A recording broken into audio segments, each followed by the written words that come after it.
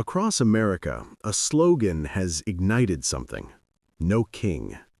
Simple, blunt, impossible to ignore. For those marching, it's an emergency signal, a warning that American democracy is sliding towards something the founders explicitly designed against. For critics, it's theater, political warfare, dressed up as patriotism, bankrolled by the usual suspects. So which is it? To answer that, we need to look past the signs, past the slogans, and straight into what's actually happening to the structures of American power. No king isn't new. It's the American rallying cry. The entire Constitution was built as a rejection of monarchy, a system where law flows from one person's will. The founders were obsessed with preventing exactly that, a leader who could place himself above accountability. When protesters revive this phrase today, they're not being poetic. They're saying the system of checks and balances, Congress, courts, press, is being systematically dismantled. That we're watching, in real time, the concentration of power the Constitution was specifically designed to prevent.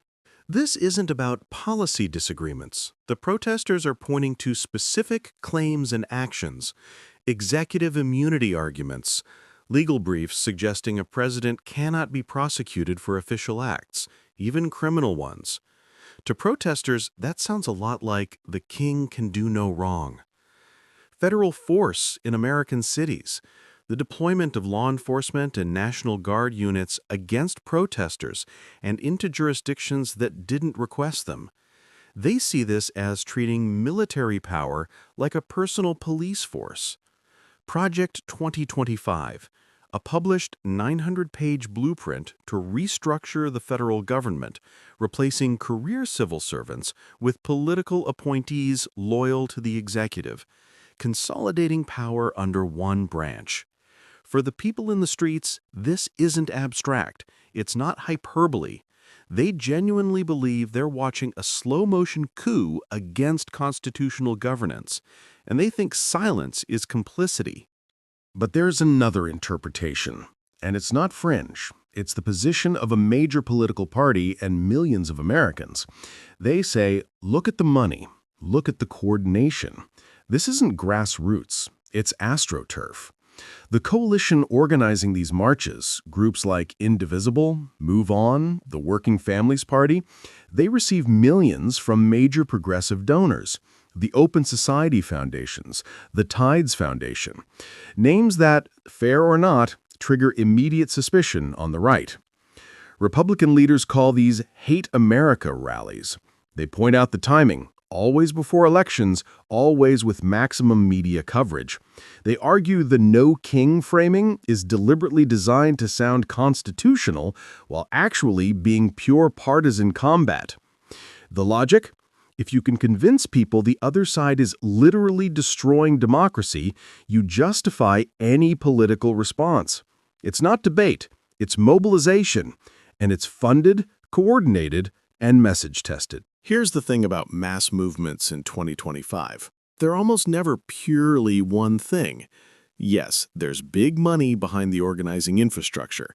You don't coordinate 2,500 simultaneous rallies without lawyers, logistics, social media teams, and professional organizers. That takes funding. But millions of people don't show up because they got a grant. They show up because the message resonates, because they're genuinely afraid or angry, or both. The agenda versus alarm framing assumes they're opposites, but in practice, they overlap. You can genuinely believe democracy is threatened and use that belief as a political weapon. The constitutional language gives the movement moral authority. The funding gives it scale. The fear makes it real. Neither side is lying exactly, but neither is telling the whole story. So, agenda or alarm? Maybe the better question is, does it matter? In a country founded on rejecting kings, accusing your opponent of being one is the ultimate political move. It's both the most sincere and the most cynical thing you can say. And that's exactly why it works.